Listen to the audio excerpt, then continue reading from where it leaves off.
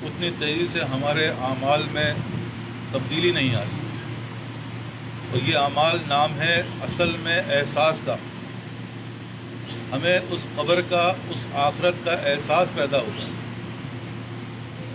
دنیا کی ذرا سی بھی نقصان کا احساس ہمیں ہے، اور اس نقصان سے بچنے کے لیے ہم ہر طریقے کی کوشش کرتے ہیں کہ کسی بھی طریقے سے یہ نقصان نہ ہو جائے۔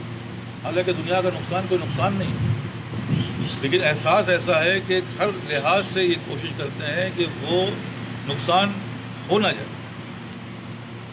اور اس کے برعکس کہ آخرت کا نقصان اتنا خطرناک نقصان ہے، علامہ لفیظ، جس کا ہمیں احساس نہیں۔ تو کہنے کا مقصد یہی ہے کہ بھائی اتنی چھوٹی سی چیز کا احساس ہے اور اتنی بڑی چیز کا احساس نہیں۔ مطلب یہی ہوا کہ ہمارے اندر کہیں نہ کہیں خرابی ہے، ہمارے سسٹم میں جو ہے وہ کہیں نہ کہیں خرابی ہے، ورنہ ہم اور آپ چھوٹے سے نقصان کو برداشت کرنے کو تیار نہیں، اور اس کے لیے بڑا ہی بند باندھتے ہیں۔ 10 سال 20 سال پہلے پلاننگ کر لیتے ہیں، اپنے بچے کو اسی احساس کے تحت آنے والے وقت کے لیے تیار کرتے ہیں، لیکن وہ احساس نہیں ہے جو ہمیں ہونا ہے۔ یہ ایک لمحہ فکریہ ہے، جب تک ہم ان باتوں کو سمجھیں گے نہیں ہماری زندگی کے اندر کوئی تبدیلی نہیں آئی۔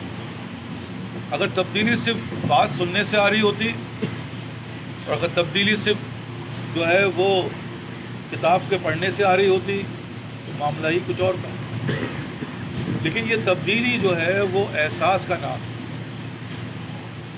اللہ تعالیٰ ہمارے دلوں میں ان باتوں کا احساس پیدا کرتا ہے، کیونکہ وقت بہت کم رہ گیا ہے۔ ہم سب نے اپنے اپنے زندگیاں کافی حد تک گزار چکے ہیں، اور جو گزار رہے ہیں وہ بھی اس حد تک پہنچ چکے ہیں کہ بھائی اب تبدیلی بہت مشکل ہوتی جا رہی ہے۔ ہم ایسے ایک شکنجے میں پھنس گئے ہیں، ہم ایک ایسی لعنت میں گرفتار ہو گئے ہیں جہاں سے صرف اللہ کے سوا کوئی راستہ نہیں، کوئی راستہ نہیں۔ میں بار بار عرض کر رہا ہوں، میری باتوں کو اللہ کرے آپ کے سب کے سمجھ میں آ جائے کہ جس دور سے ہم گزر رہے ہیں یہ دور ایک بہت ہی پرفتن دور ہے۔ یہاں ایمان کا رکھنا ہی سب سے مشکل کام ہے۔ اعمال تو بعد کی بات، ایمان کے بعد اعمال ہوں گے۔ جب ایمان نہیں ہے تو اعمال جیسے بھی ہوں کوئی حاصل نہیں، جس کے بارے میں نبی صلی اللہ علیہ وسلم نے بہت واضح الفاظ میں فرمایا تھا کہ بھائی ایک وقت ایسا آئے گا جہاں ایمان کا رکھنا ایسے ہوگا جیسے ہاتھ میں آگ کا شعلہ، اور وہ ایمان کی حالت ایسی ہوگی کہ صبح آپ مسلمان ہوں گے، رات میں آپ کافر ہو جائیں گے، اور رات میں کفر میں مبتلا ہوں گے تو صبح آپ ایمان لے آئیں گے۔ مطلب اتنا کمزور ہوگا یہ ایمان۔ اور ہم آج کل کے دور میں دیکھیں تو کچھ ایسے ہی نظر آتا ہے۔ ہمارا ایمان دنیا کی چیزوں پہ تو بہت ہے کہ مال ہوگا تو ہم کامیاب ہو جائیں گے، ہے بھائی دنیاوی عزت ہوگی تو ہم بڑے کامیاب ہو جائیں گے، اور اللہ پہ کسی کا الا ماشاء اللہ کا ایمان بہت کم رہ گیا۔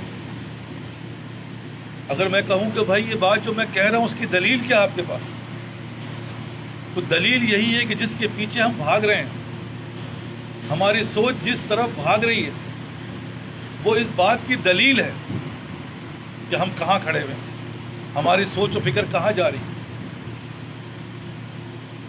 اور ہر آدمی اپنے اپنے طریقے سے اس کو حل کرنے کے چکر میں لگا ہوا ہے، ہر آدمی اس کو اپنے طریقے سے حل کرنے کے چکر میں لگا ہوا ہے، اور وقت گزرتا چلا جا رہا ہے، تبدیلی آ کے نہیں دے رہی۔ تبدیلی ایسی ہی آئے گی جیسے دنیا کی تبدیلی آئی ہے۔ تبدیلی اسی کا نام ہوگا جیسے دنیا کی سوچ و فکر کی تبدیلی ہے۔ وہ کوئی اچنبھا نہیں ہوگی، وہ تمہارے سر میں کوئی سنگ نہیں نکل جائے گا، بلکہ تمہاری پرائرٹیز ان چیزوں کی طرف ہوگی جن چیزوں کی طرف کامیابی ہے۔ وہ کامیابی اللہ ہے اور کچھ بھی نہیں ہے، باقی ساری چیزیں امتحان ہیں۔ یہاں کی ہر چیز اللہ تعالیٰ نے بتا دیا امتحان ہے، اس میں تمہارا کچھ بھی نہیں ہے. یہ مال، یہ عزت، یہ حاکمیت جو ہم نے تمہیں دی ہے وہ امتحان کے لیے دی ہے. لیکن ہم اور آپ ان باتوں کو سمجھ نہیں پاتے. ہر آدمی، میں نے عرض کیا کہ اللہ ماشاء اللہ جس کو اللہ بچا لے بچا لے، ورنہ ریشو وہی ہے کہ 1000 میں ایک آدمی سمجھ میں آتی ہے. 1000 میں ایک کا ریشو جو بتایا گیا واقعی ایسے ہی نظر آتا ہے. اس لیے کہنا کیا مقصد یہی ہے کہ بھائی جو کل کرنا ہے سو آج کر، جو آج کرنا ہے سو ابھی. پل میں پرلے ہوئے گا وہ نہیں کرے گا.